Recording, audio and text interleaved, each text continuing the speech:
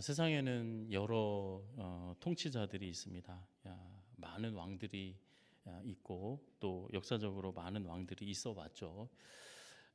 어떤 왕들은 정말 백성을 사랑하고 섬기는 왕이 있었는가 하면 군림하고 또 자기 유익을 취하는 왕이 있었습니다.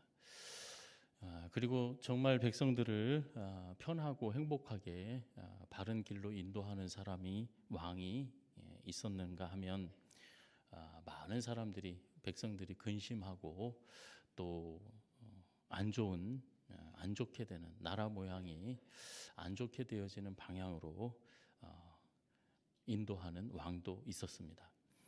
오늘 본문에 보면 1절에 보면 이사야서죠.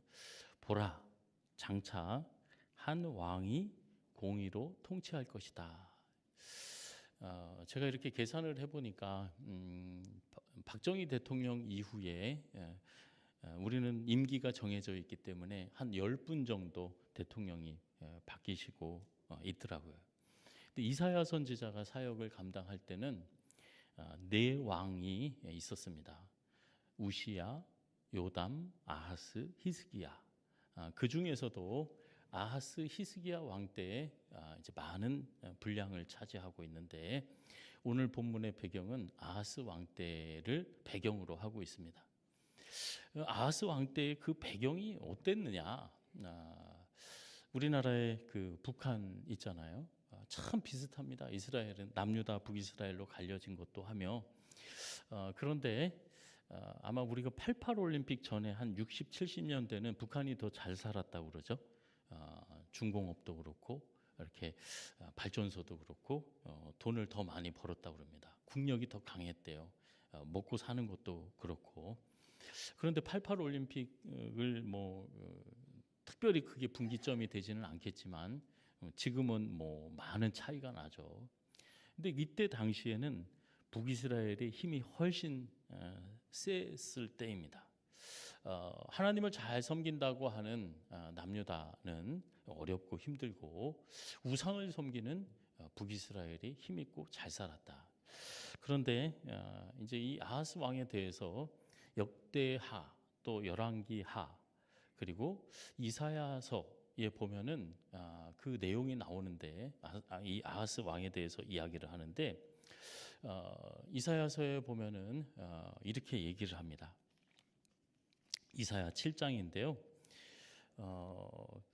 북이스라엘 하나만 가지고도 남유다가 감당을 하지 못하는데 그 위에 아람이라고 하는 큰 나라, 지금 이제 시리아죠. 다메섹을 수도로 하는 남북이 합쳐도 그 나라를 감당하지 못합니다. 그 강한 아람이랑 북이스라엘이랑 합쳐가지고 남유다를 쳐들어온다고 얘기를 합니다.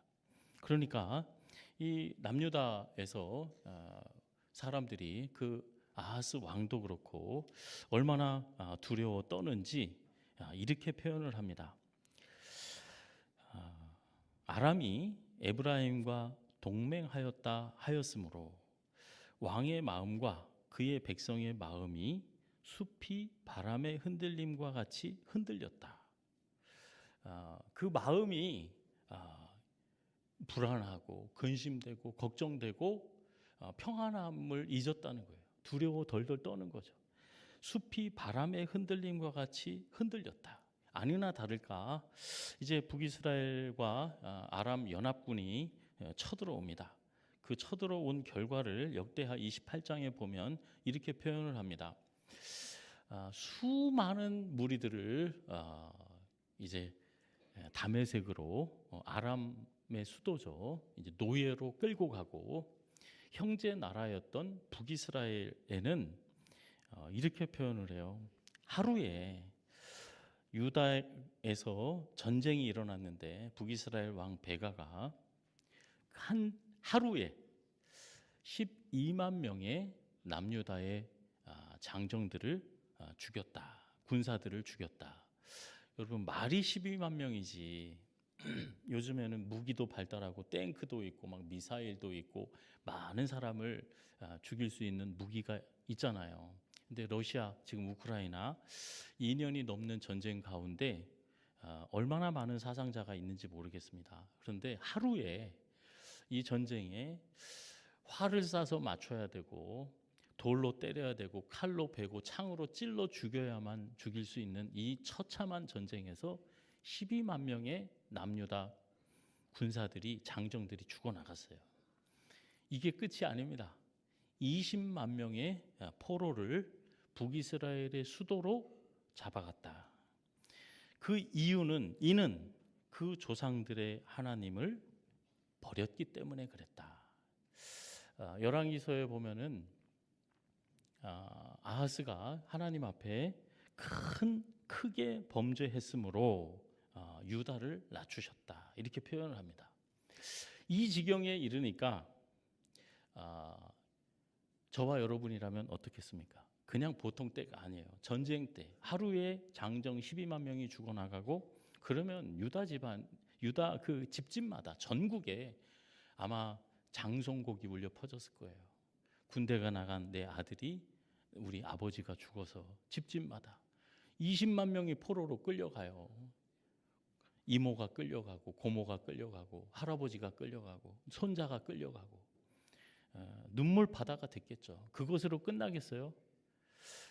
재산을 뺏기지, 노예 생활을 하지, 수치와 모욕을 당하는 이제 형편에 빠진 거죠. 이 상황, 이 지경이 되다 보니까 주변의 나라가 가만히 있지 않습니다. 옛날에 다윗 때 주변의 나라를 다 평정했거든요. 블레셋을 다 무찌르고 또 주변의 에돔, 모압 다 평정을 했어요.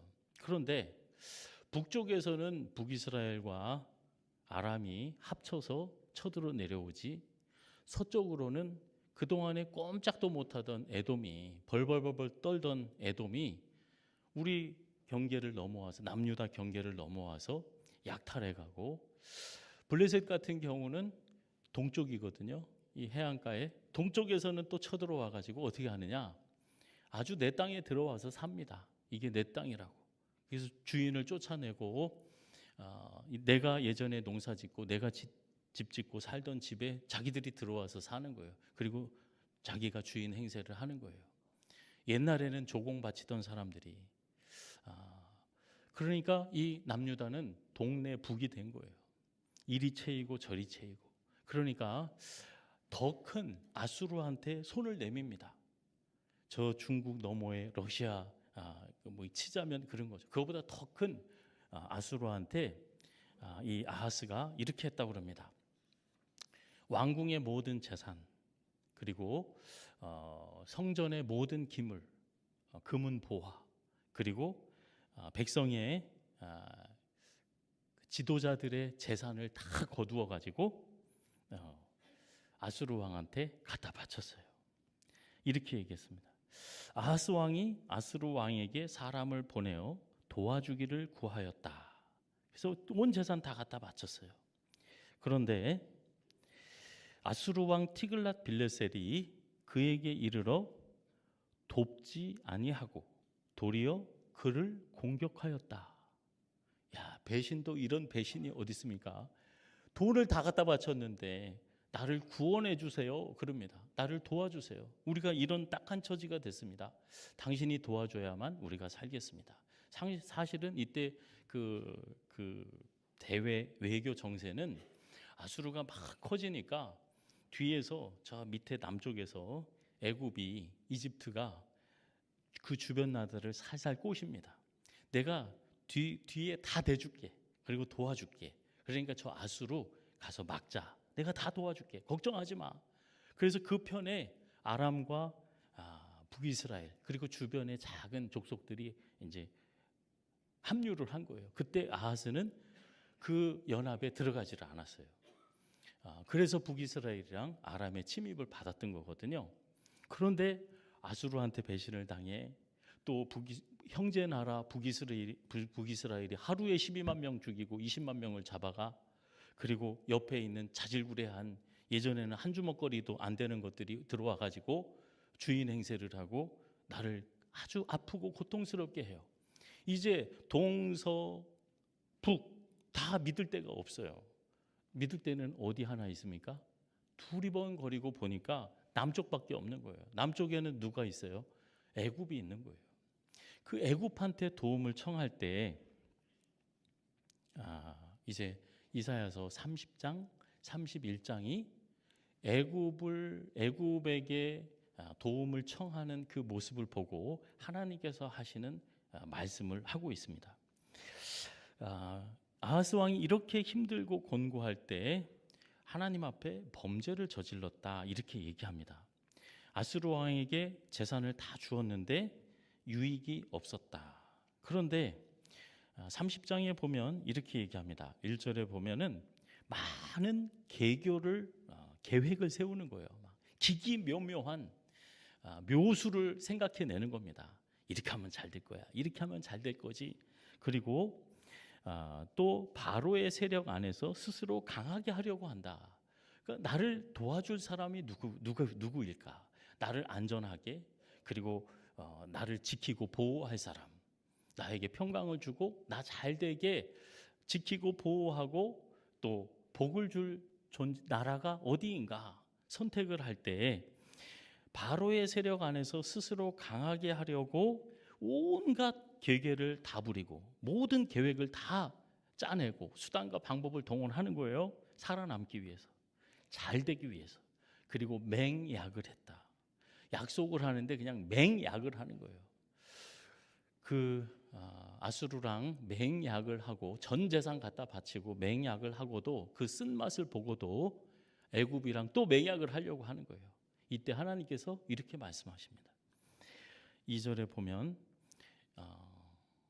아하스 왕과 이스라엘 백성들이 큰 죄를 범하고 또 하나님을 버렸다고 얘기를 하는데 그 하나님을 버린 게 어떤 것이냐? 2절 뒷부분에 보면 애굽으로 내려가되 나의 입에 뭐 하지 않았다? 묻지 않았다.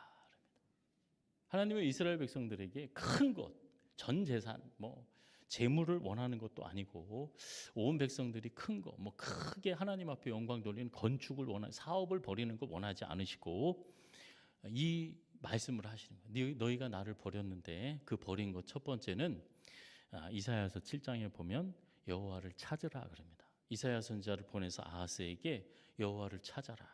그런데 여호와 앞에 찾아와서 도움을 구하지 않습니다. 저는 그렇게 하지 않겠습니다. 아하스가 그렇게 얘기를 해요. 그리고 하나님 앞에 묻지 않았다. 묻지 않았어요. 그리고 온갖 괴계는 다 짜내는 거예요. 온갖 수단과 방법을 다 동원하는 거예요. 이렇게 말씀합니다. 12절에 보면 30절에 보면 30장 이스라엘의 거룩하신 이가 이같이 말씀하시되 너희가 내 말을 업신 여기고 압박과 허망한 것을 믿어 그것을 의지했다. 그래, 애굽을 의지해봐라. 어떻게 되어지나? 애굽의 도움은 헛되고 무익하게 될 거야. 그리고 유익하지 못하고 도리어 너희에게 수치가 될 것이다. 여기서는 사실은 아하스 왕과 우리의 삶이 그다지 다르지 않습니다. 저와 여러분 정말 어렵고 힘든 일들 가운데 어떤 방법으로 이 어려움을 타개해 나가야 되는지 아수르도 보이고 급하면 애굽도 보이고 그렇게 사기를 당하고 그렇게 속임에 넘어가고 뺏기고 그리고 죽임까지 당하고 하루에 12만 명씩 죽임을 당할 때 그 마음이 내려앉고 떨리고 두렵고 떨릴 때 정신을 못 차리는 거죠. 그런데 하나님은 지켜보고 계시는 거예요. 그런데 왜 너는 나한테 묻지를 않느냐? 왜 너는 나를 찾지를 않느냐? 여러분, 저와 여러분이 하나님을 믿고 섬기는 것은 세상의 행복과 오늘 본문 말씀입니다. 나의 백성이 화평한 집, 안전한 거처, 조용히 쉬는 곳. 이때 당시는 이 말은 전혀 이스라엘 백성과는 동떨어진 말씀이었어요. 아니 백성이 다 죽어나가고 다 뺏기고 다 이렇게 나라가 휘청휘청하는 때에 화평한 집집마다 장송곡 소리가 나는데 그리고 안전한 거처, 안전하지 않아요. 그리고 조용히 쉰다. 어떻게 쉽니까? 그런데 하나님께서 이 말씀을 주시는 거예요. 전혀 저와 여러분이 누구의 보호를 받고 누가 왕이 되었을 때 이 일이 이루어지는지. 사실은 이 학자들은 이 한 왕이 공의로 통치할 때 세상에서 광풍을 만나고 폭우가 쏟아질 때 피난처가 되어지고 그 폭우를 가로막고 또 광야와 같은 곳에 그 샘물이 솟아나게 하고 떼약볕이 내리쬐는 곳에 큰 바위 그늘이 되어지는 그런 왕. 그래서 그때 되면 그의 통치가 이루어질 때면 진짜 어리석은 일이 어떤 일인지, 진짜 귀한 일이 무엇인지, 존귀한 자가 존귀한 일을 계획하고 존귀한 자의 자리에 서게 되어진다. 근데 이 아하스 왕 뒤에 이제 20살 때 왕이 되어서 16년 다스리거든요. 이제 히스기야가 왕이 되어져요. 그러면 앞으로 올 그 왕에 대해서 히스기야 왕에 대해서 이야기하는 것이다. 히스기야 왕이 의의 왕, 의로운 왕이라고 하잖아요. 실수도 하고 그러지만 그런데 이사야 7장에 보면은 이렇게 얘기를 합니다. 아하스 왕 때 이 말씀을 이사야 선지자를 통해서 들려주신 거예요. 보라, 처녀가 잉태하여 아들을 낳을 것이다. 그 이름을 뭐라 하리라? 임마누엘이라 하리라. 그 임마누엘은 하나님이 우리와 함께 하신다. 여러분, 한 왕이 통치하고 다스린다 하는 것은 저와 여러분이 진정한 평안함과 안전한 것. 내 마음이 언제 편해질 것 같습니까? 내가 돌을 닦고 그리고 내가 언제 쉼을 얻을 수 있을 것 같아요? 열심히 벌고 노력해서 도둑질을 하고 뺏어서라도 창고에 가득 채워서 이제 남은 여생은 일하지 않고 편하게 쉴 수 있을 것 같다. 그리고 저 사람은 내 편이고 나를 지지해 주는 사람들이 얼마나 많고 내가 건강하고 또 내 자녀들이 어떻고 나를 정말 안전하고 나에게 기쁨과 평화를 주는 내 안전을 보장해 주는 게 학벌인가?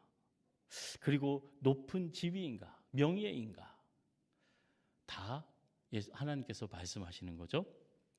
그것이 너에게 유익이 되는지 헛되고 무익하게 될 거다. 그렇게 말씀을 하는 거예요. 여러 가지 방법 중에 예수 믿고 신앙생활하는 것은, 하나님 섬기는 것은 그 중에 나를 행복하게 하고 기쁘게 하고 나를 지키고 보호하는 것 중에 하나가 아니라 성경의 말씀은 누누이 이렇게 말씀합니다. 내가 살 길은 한 길밖에 없다. 한 길밖에 없다. 내가 바르게 사는 길, 저와 여러분이 행복한 길, 보호를 받는 길은 한 길밖에 없어요. 오직 한 왕이 나를 다스릴 때, 그 한 왕을 섬길 때, 가정에서나 일터에서나 직장에서나 마찬가지입니다. 한 왕을 섬길 때 평안함과 기쁨과 안전한 보호가 있고 쉼이 있는 줄 믿습니다. 이스라엘 백성들이 왜 실패하고 왜 무너졌느냐? 여러분, 나라의 흥망성쇠를 연구하는 사람들이 과거의 역사를 공부해요. 왜? 지금 현재가 중요하니까. 앞으로 우리가 어떻게 해야 될지, 로마가 왜 망했는지, 고구려가 왜 망했는지, 그 나라들 많은 망하는 그 원인 중에 하나는 고구려가 수당, 그 큰 중국 대륙의 나라 수십만 군대를 물리쳤던 나라예요. 그런데 힘도 한번 못 써보고 평양성이 떨어집니다. 왜 그랬을까요? 형제들끼리 싸워서. 제가 로마사, 서양, 특별히 동로마가 아니라 서양 이탈리아에 있는 수도 로마가 멸망하는 그 역사를 한번 공부해 보세요. 정말 기가 막힙니다. 어떻게 이런 일이 일어날 수가 있지? 어떻게 로마가 이런 나라한테, 이런 족속들한테 멸망을 할 수가 있어? 그 로마 시를 참담하게 만들었던, 약탈했던 그 족속이 누구냐? 게르만족의 한 족속, 많은 족속들 중에 뭐 전체 족속도 아니에요. 그 이름도 희한한 반달 족속. 또 다른 족속에 의해서 로마가 약탈을 당하고 결국에는 망하게 되거든요. 왜 그랬을까요? 그 전에 많은 이유가 있어요. 그런데 그 중에 훌륭한 지휘자들, 장군들이 또 왕의 아들들이 잘났다고 하는 정치인들이 서로 뭐합니까? 싸웁니다. 나중에는 로마가 약탈되고, 사실을 비교하자면 여러분 로마에 가보세요. 지금도 마찬가지. 그 건축, 그 수로, 그 법, 그 도로, 그 문화를 볼 때 진짜, 그런데 그 사람들은 게르만족, 그 훈족, 그 사람들은 반달족, 이런 사람들은 속된 말로 야만족이라고 얘기했어요. 야만족. 63 빌딩을 짓는 사람들이랑 저 초가집을 짓고 사는 사람들이랑 그 머리끝부터 발끝에서 차림새부터 배움이나 모든 것이 말도 안 되는 거예요. 어떻게 로마가 저런 야만족한테 나라가 무너질 수 있을까? 왜요? 서로 싸웠는데 구체적으로 제가 이렇게 생각을 해봤어요. 서로 자기들끼리 싸우면서 하루에 12만 명, 여러분 12만 명 죽인 게 누가 죽였다고요? 형제끼리 죽인 거예요. 북이스라엘이 내려와서 형제를 잡아 죽인 거예요. 그러니 북이든 남이든 망하는 게 당연하죠. 하루에 12만 명이 서로 싸워서 죽이는데 안 망하면 그게 기적 아닙니까? 어떻게 반달 족속한테, 그 나라도 아니고 체계적인 그런 체계를 갖춘 사람들도 아닌데 그 로마가 어떻게 로마 시내를 약탈당하고 결국에는 멸망하게까지 되느냐. 서로 죽였던 그 군인들 있잖아요. 서로 나뉘어서 싸워서 죽인 군인들. 만약에 그 사람들만 살아 있어도, 내가 죽인 사람만 살아 있어도 훈족 막아낼 수 있었어요. 그런 족속들 막아낼 수 있었어요. 그런데 나중에는 싸울 사람이 없어요. 로마를, 수도를 지킬 군대가 없는 거예요. 그래서 로마가 망했습니다. 여러분, 하나님이 우리에게 원하시는 것은 서로 위하고 섬기고 사랑하는 것, 하나가 되어지는. 그러면 하나님이 우리와 함께 하신다고 그래요. 가정도 마찬가지입니다. 교회도 마찬가지예요. 오늘 본문 말씀에 보면 이제 그 9절을 보시면 내 목소리를 들어라 그렇게 말씀합니다. 그리고 내 말에 귀를 기울여라 그렇게 얘기해요. 이때 당시 어렵고 힘들었을 때인데 이 아하스는 정말 기가 막힌 일을 합니다. 도리어 우상을 섬기고 다른 여러 방법을 취해요. 그중에 하나님이 그렇게 싫어하시는 이방 민족의 문화, 자기 자식을 불구덩이에 집어 던져서 제물로 드리는 일까지 합니다. 하나님 앞에 하나님을 찾지 않고, 하나님께 묻지 않고, 하나님의 말씀을 듣지 않고 많은 계획, 많은 방법들을 동원하는 거예요. 그게 나를 지켜줄 줄 알고, 그게 나에게 쉼을 줄 줄 알고, 그게 나에게 보호해 주는 줄 알고 살아갔다는 거예요. 그런데 하나님 말씀하시는 거예요. 내 목소리를 들으라, 내 말에 귀를 기울여라. 15절에 보시면 그때 비로소 마침내 위에서부터 영을 우리에게 부어 주시리니 광야가 아름다운 밭이 된다. 여러분, 광야가 아름다운 밭이 되어지는데 성령이 임하신다는 거죠. 성령이 역사하시고 성령이 열매를 맺게 하시는 거예요. 은혜와 복을 맺게 하시는 거예요. 여러분, 성령이 언제 역사하시고 언제 우리를 진리의 길로, 주님 임하시는 그날까지 항상 바른 길로, 항상 형통한 길로 성령의 열매를 맺으며 살아가게 할까요? 우리 성도들이 기도원에 올라가서 막 유명한 부흥사 목사님이 설교 아멘 하고 막 찬양 뜨겁게 부르고 막 떼굴떼굴 구르고 방언으로 통성으로 기도할 때 성령이 임하고 역사합니까? 천만의 말씀입니다. 성령은 하나님 말씀 듣고 순종할 때, 저와 여러분이 하나님의 뜻을 구할 때, 진짜 기도할 때, 다른 여러 방법 중에 하나가 아니라 한 왕, 하나님을 선택하고 비록 실수하고 넘어지지만 하나님 말씀을 듣는 사람, 하나님 목소리를 구하는 사람, 그 말에 귀를 기울이는 사람. 여러분 오순절 마가의 다락방에 성령이 내렸죠? 기도 열심히 해서 내렸습니까? 그렇지 않습니다. 예수님이 말씀하셨어요. 예루살렘을 떠나지 마라. 내가 약속한 것을 너희에게 줄 때까지 기다려라. 그 말씀을 듣고 순종해서 성령의 은혜를 입었어요. 여러분, 하나님께서는 저와 여러분의 삶 가운데 그 누구도 완전한 사람은 없습니다. 아하스 왕을 비난할 수도 없어요. 지금 우리의 삶과 형편 가운데 저희도 많은 수단과 방법을 동원하잖아요. 이래야 사업이 될까? 이래야 교회가 잘 될까? 이래야 돼. 어떻게 교육을 시켜야? 어떤 말을 해야 내 자식이 잘 되지? 그리고 내가 어떤 말을 하고 어디에다 힘을 쏟고 땀을 흘려야 성공하지? 많은 계획을 세웁니다. 다윗도 많은 노력을 했어요. 그런데 다윗과 같이 하나님의 마음에 합한 사람까지도 마귀가 유혹하고 넘어뜨리거든요.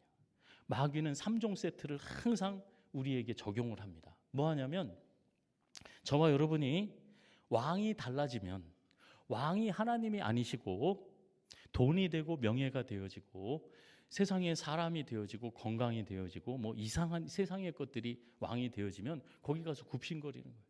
그게 중요한 거예요. 하나님보다 더 중요한 거예요. 다윗이 그렇게 넘어갔어요.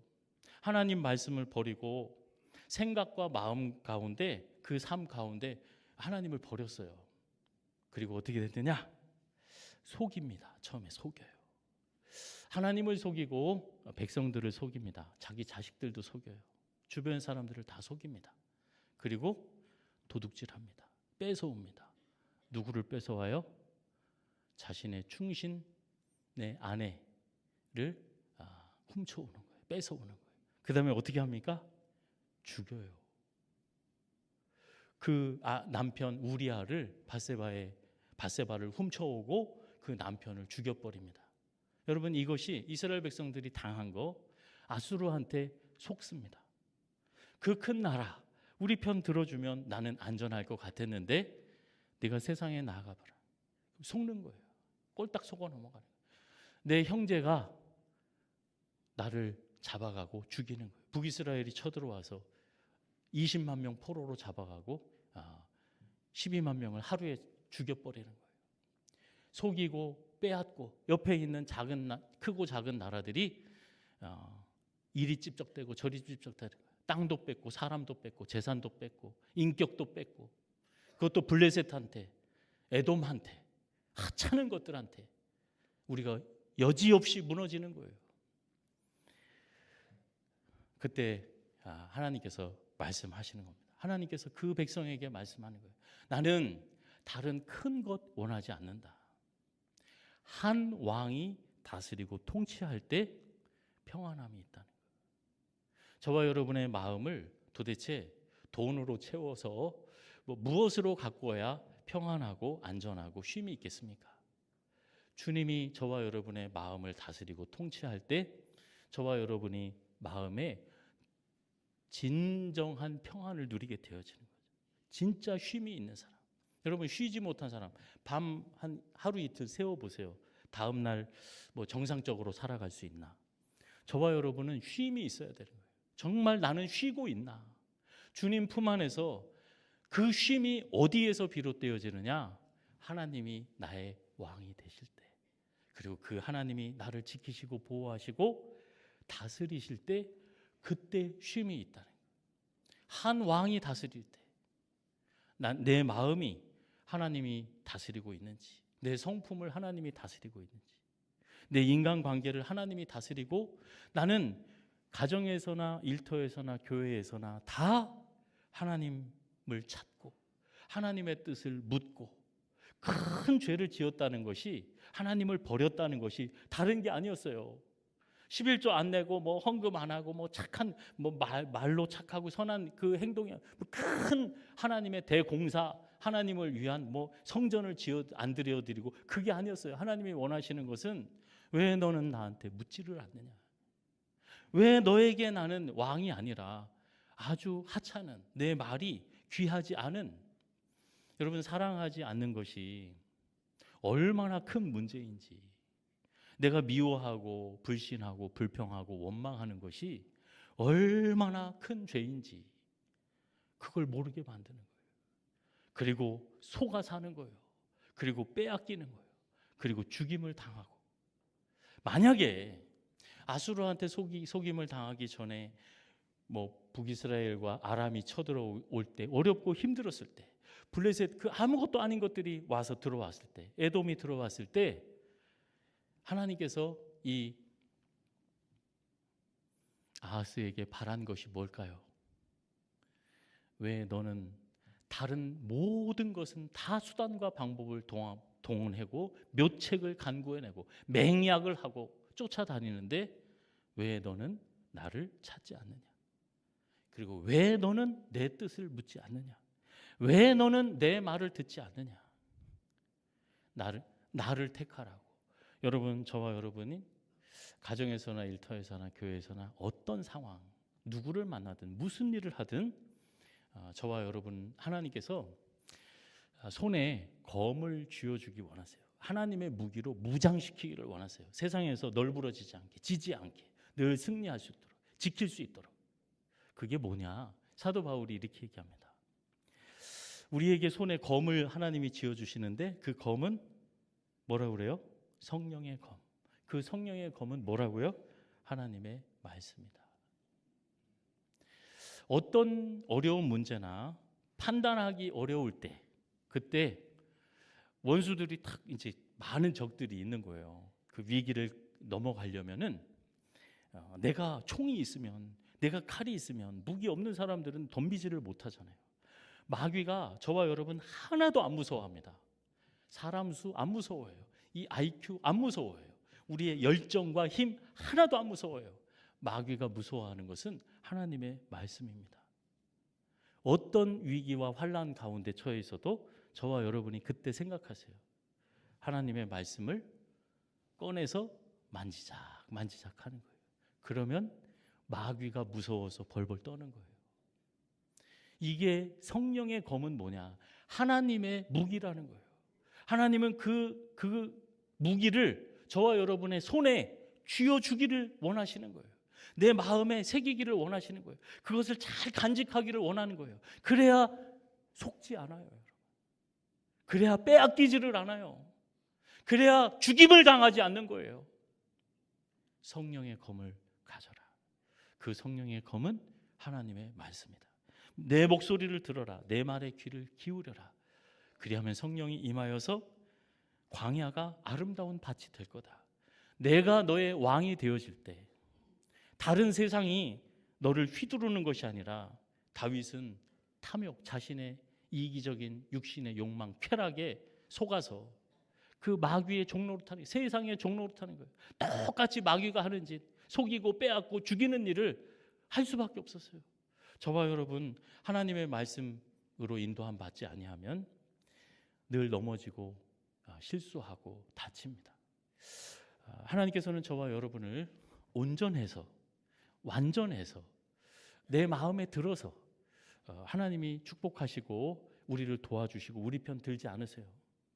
저와 여러분이 너무 어리석고 너무 실수가 많고 너무 아는 것도 부족하고 너무 선하지 못하고 거룩하지 못하고 참지도 못하고 욕심만 부리고 자기밖에 모르고, 그래서 자기 부하도 죽이고 온 사람들을 속이고, 그런 나를 하나님이 불쌍히 여기고 긍휼히 여기셔서 나를 도우셔서 하나님의 은혜의 길로 인도해 주시는 하나님이신 줄로 믿습니다. 저와 여러분이 어떤 상황, 어떤 일 가운데도 겸손히 하나님의 뜻을 구하는 사람, 이미 방향이 정해진 사람, 똑같이 먹고 똑같이 일해요. 그러나 여러분 하나님 아십니다.